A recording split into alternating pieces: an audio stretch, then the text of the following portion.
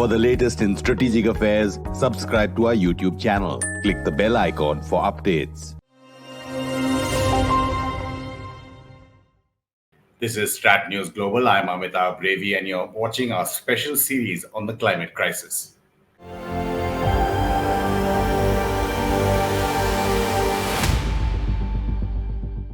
Our guest today is Helen Clark, well known on StratNews Global's platform as well as around the world. She's a global leader in sustainable development and gender equality, has been New Zealand's Prime Minister 3 times, and has had 2 tenures as the United Nations Development Programme Administrator.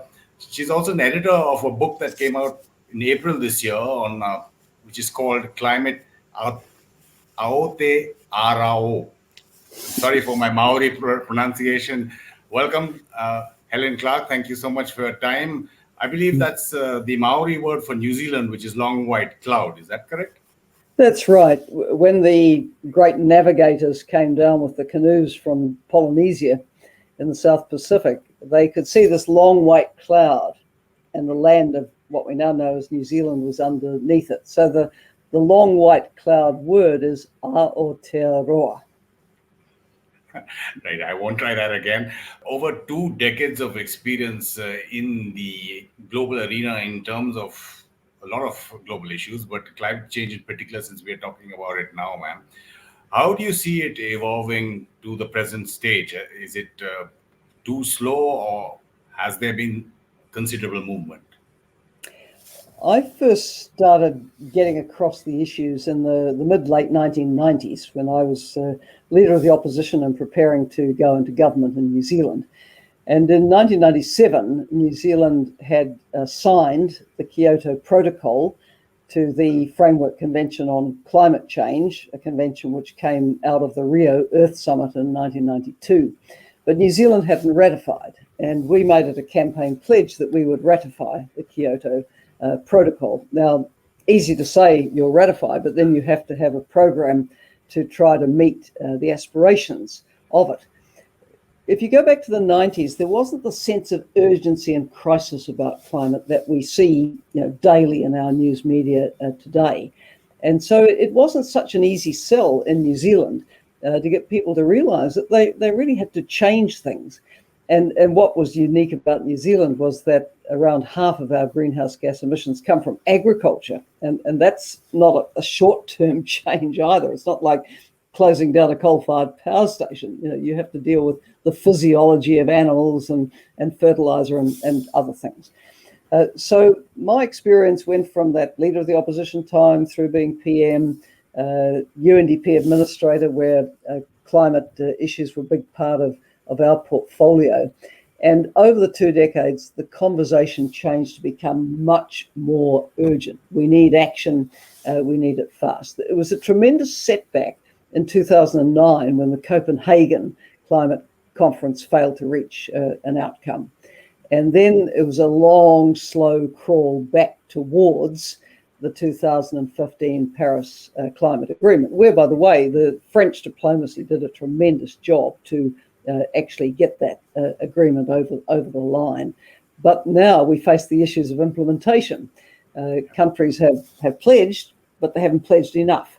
And instead of heading for a future where global warming peaks at 1.5 degrees Celsius over pre-industrial levels, we're heading for a 3.2 degree future, which is extremely serious, not least for South Asia, where working, labouring outside in the fields, for example, could become even more unbearable than it is on hot days now. So many issues to look at now.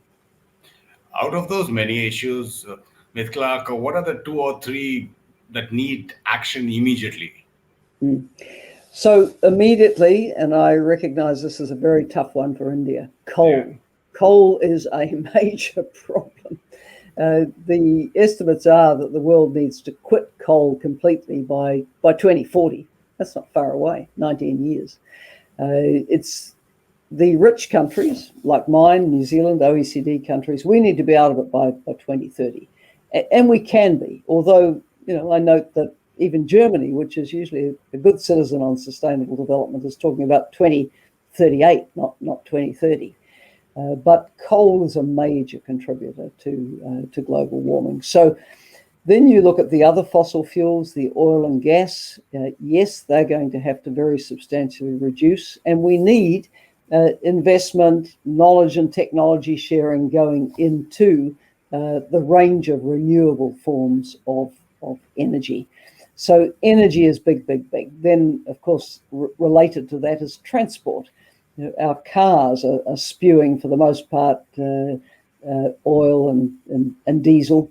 The electric car, of course, is the car of the future. But again, you need to have green electricity to make that a serious choice. Hydrogen has a lot of possibility, both for fueling transport and for power generation. So energy, transport, incredibly important. The last area I'd identify is agriculture, because agriculture, according to the OECD, is probably contributing around 17% to global greenhouse gas emissions. As I said, in my country, it's 50%. And there's some serious work to be done to deal with the agricultural emissions issues. When you talked about energy, cars, even agriculture here, what you're looking at is moving away from extractive technologies to electric vehicle. But you pointed out again the nuance there that the electricity also has to be green.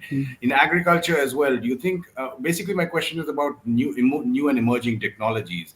Say, for example, in agriculture, the move to create meat in labs, all of these technologies, how do you think there will be equality in distribution of or access of these technologies to everybody to enable them to move along this green path?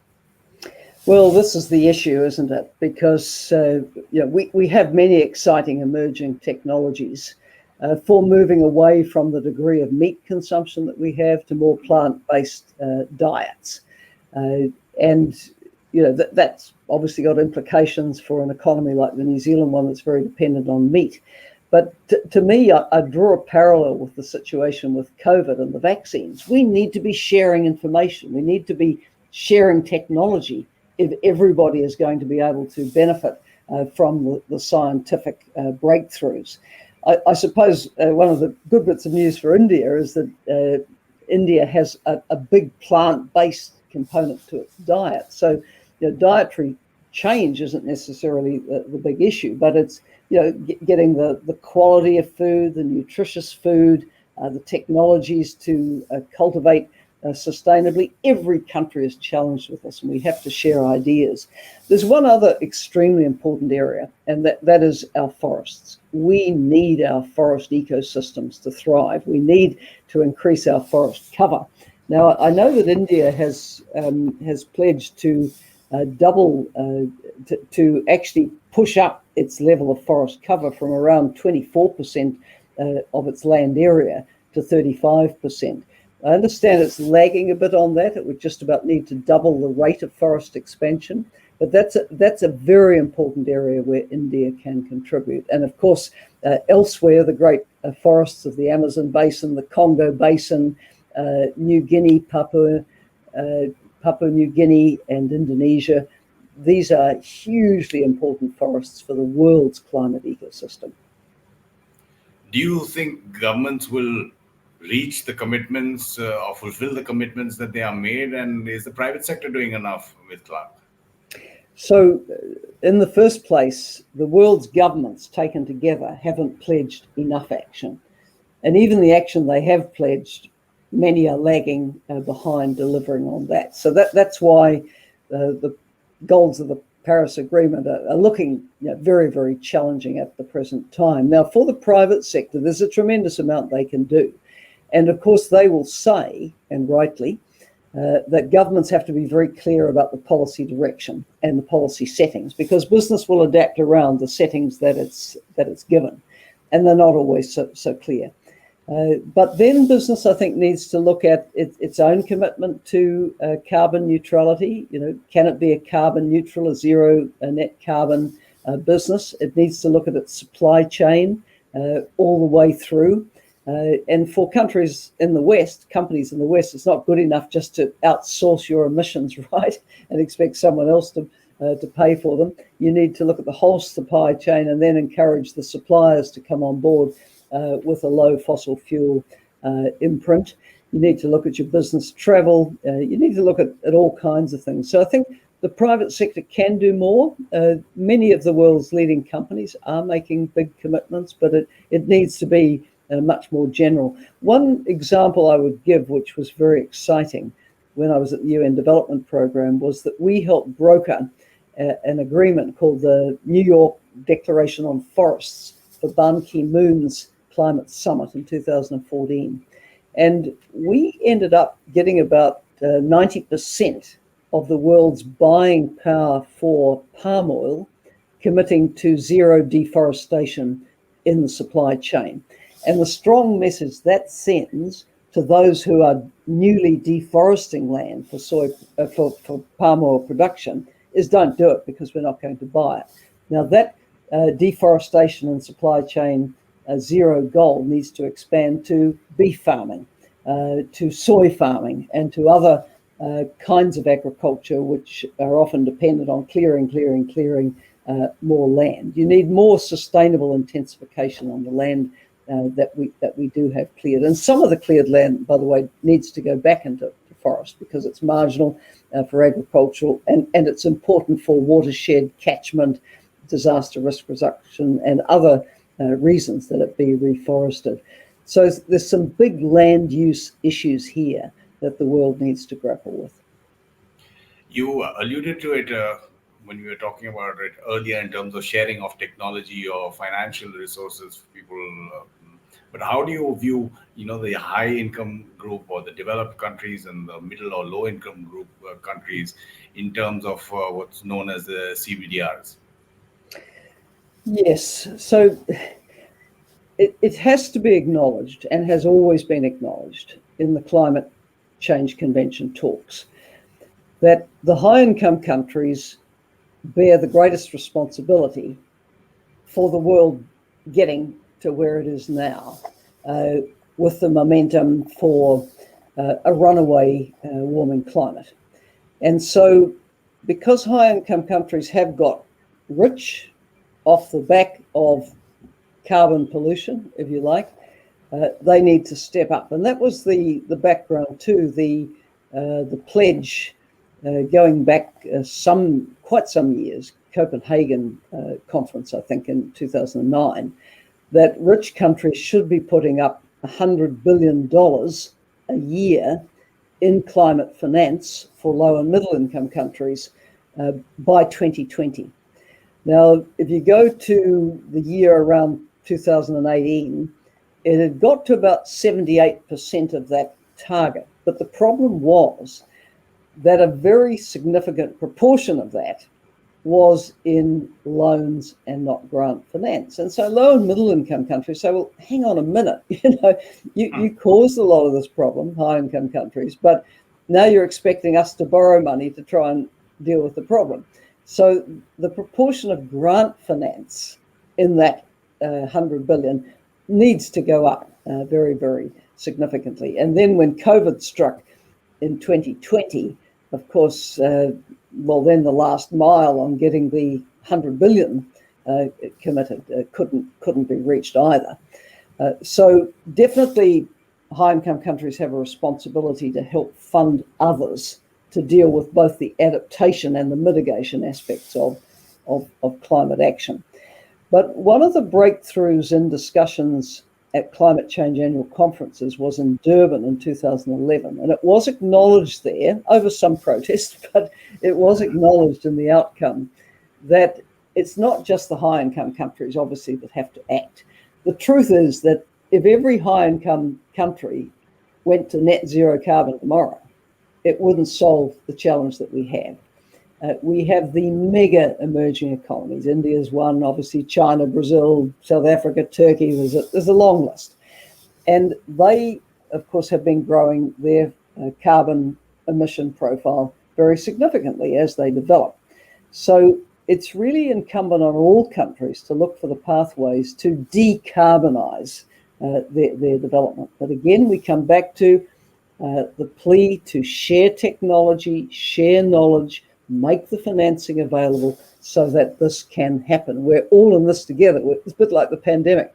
We're all going to suffer the consequences if there's not global solidarity.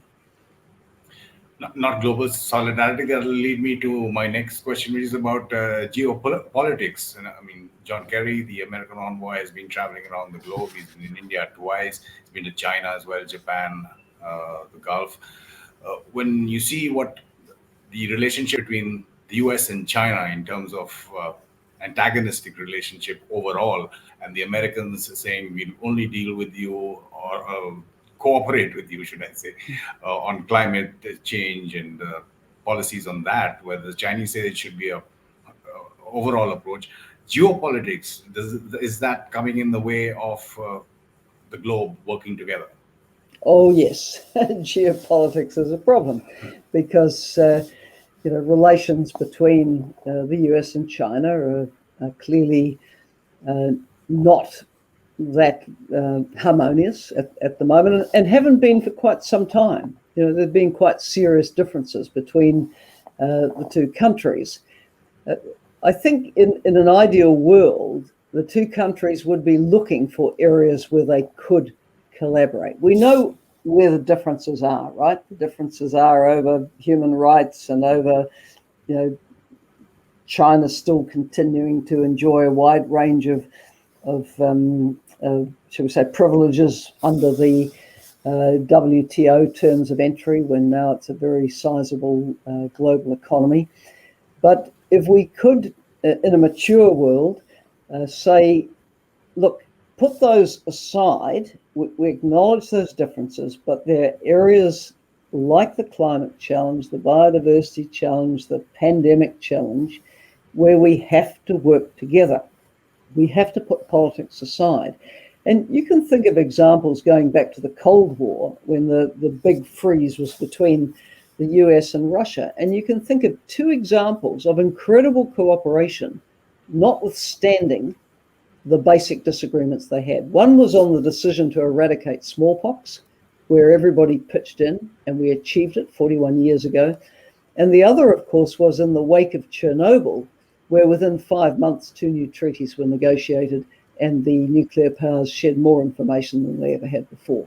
Now, if Russia and the US were capable of doing those things during the Cold War, our appeal really must be to China and the US to work to, find the areas of common agreement.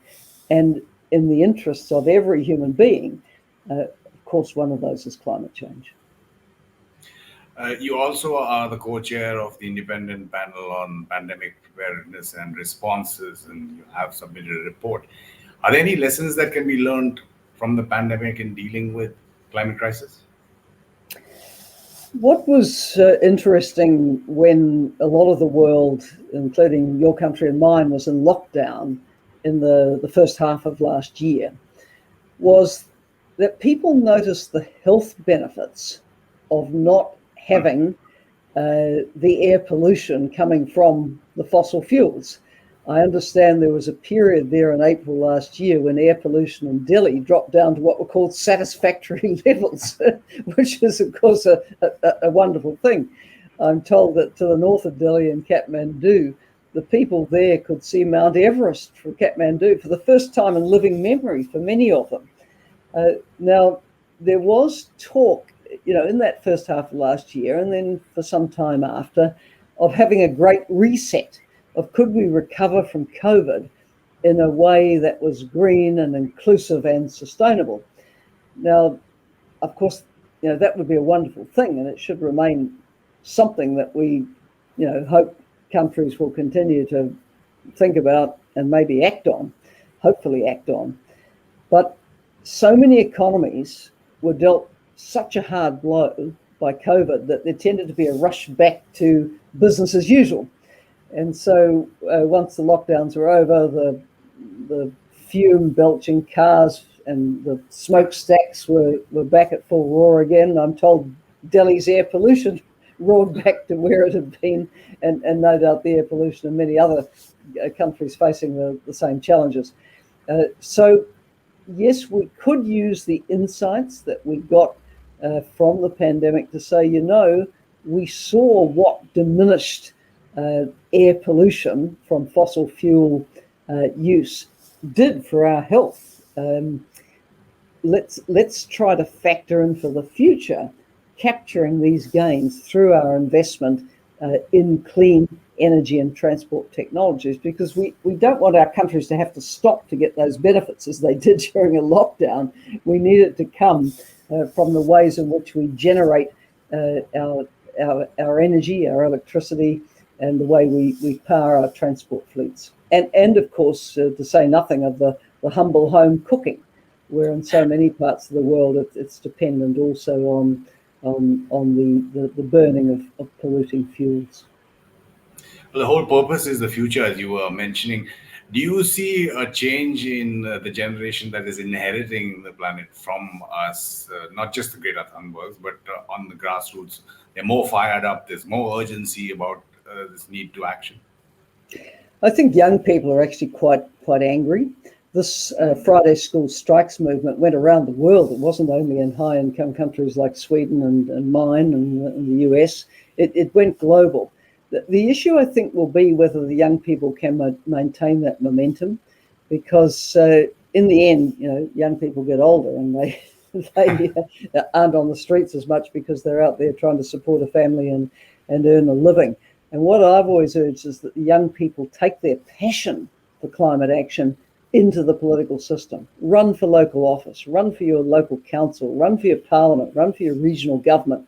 Get involved in the policy making, the decision making, which can change the course of your country and the course of the world. So, move from anger and frustration and annoyance with the older generations into saying, we're going to do more than go out each Friday and have a protest. We're going to try to get engaged so that we can influence these decisions directly. Helen Clark, again, it's been an absolute pleasure sharing your experience and expertise. Thank you for your time. Thank you. Do send us your feedback on this special series on the climate crisis and feedback for all our other programs as well. You can follow us on social media, on Twitter, Facebook, and Instagram, and help support us financially as well. There is a link in the YouTube descriptor. This is a special series on climate crisis, and you've been watching me in conversation with Helen Clark. I'm Amitabh, Revi.